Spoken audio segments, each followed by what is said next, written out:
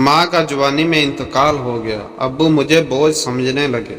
भाई कोई था नहीं, मुझे एक दरमियानी उम्र के रिक्शे वाले से ब्याह दिया।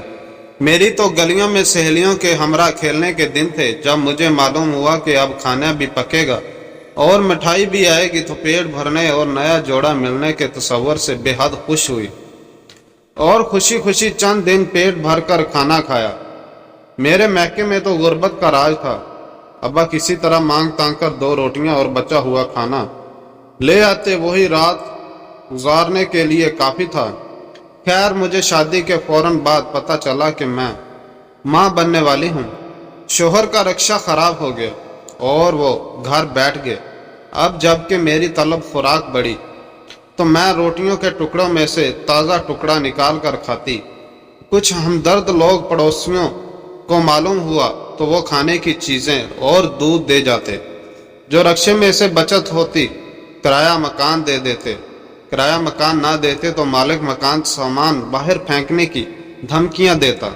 पूरा मोहल्ला इकट्ठा हो जाता। मेरे दुखों में इजाफा हुआ और मैंने कई बार मरने के बारे में सोचा।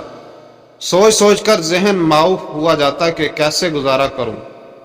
अभी एक बच्चे का बोझ नहीं संभाला जा रहा था कि दूसरी बच्ची पैदा हो गई, जिसे मेरे एक बेऔलाद रिश्तेदार ने गोद ले लिया।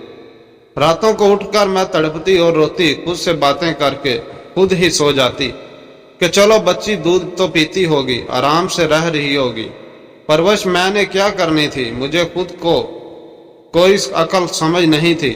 माँ की ममता का सलाह देती फाकों पर फाके होने लगे। मेरे दिन मांग तांग कर गुजरने लगे। रक्षा कभी खराब होता और कभी ठीक हो जाता। मैं मायूस नहीं हुई और दुआ करती रही। गुर्बत और मायूसी के साए और गहरे हो गए। चंद आप जैसे लोगों ने समझाया तुम्हारा ससुराल कराची में है, तुम कराची चली जाओ, वहाँ कारोबार भी मिल जाएगा और बच्चों का दूध कपड़ा भी। मुल्तान में जितने मखियर हजरात हैं इनको अब मैं कैसे कहूँ कि मेरे घर में एक चिराग और जलने वाला है। खैर से मैं फिर से उम्मीद से थी। इसके हालात जानने के बाद मैंने और दोस्तों ने वहीं बैठे सोचा कि इनको कोई ये बताने वाला नहीं कि तुम्हें बहुत से लोग पनाह देते, घर भी रहने को देते, लेकिन अब ये जो फैमिली में इजाफा दर इजाफा हो रहा है इसके जिम्मेदार लोग हैं, डॉक्टर्स हैं या तुम। और तुम्हारा मियाँ। वो रोने लगी मुझसे, जो बन सका करती रही, तसल्लियाँ भी देती रही और मिलने वालियाँ भी समझाती रही कि आप खानदानी मनसूबाबंदी पर अमल करें। वो कहती मैंने सुना था कि जो रूह जो इस दुनिया में आती है खुदा इसके लिए खाना और परवरिश की जिम्मेदारी भी ले लेता है, लेकिन मैं अपने हालात का जिम्मेदार कैसे ठहराऊं। बहुत ही दर्दनाक बातें इसने सुनाई। सुनने वाले दिल थाम कर रह जाते। नींद तो रातों की यूं भी नहीं आती जैसे एहसास लोग पता नहीं क्या तवक्कुआत रखते।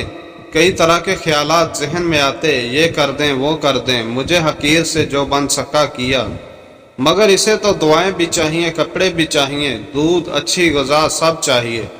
कुछ सोच कर मैंने इसे कहा मैं तुम्हें यहाँ की मशहूर रहनुमा सदर लेडीज़ क्लब, जो बहुत दर्दमंद दिल रखती हैं और नाम है बेगम फरख मुख्तार साहिबा, इनके पास ले जाती हूँ। तुम 1-2 साल जब तक बेटा बड़ा नहीं हो जाता उनकी सरपरस्ती में रहो, वहाँ सब तरह की पनाह मिलेगी। शोहर आपके किसी सराय में रह लें। इसी तरह मेरी कुछ दोस्त और अजीज भी रखने को तैयार हैं। अचानक इसके आंसू बंद हो गए और कहानी भी ख़त्म हो गई। हमने सोचा किसी को सर्वेंट क्वार्टर खाली हो तो इसे वहीं जगह दिलवा देते हैं।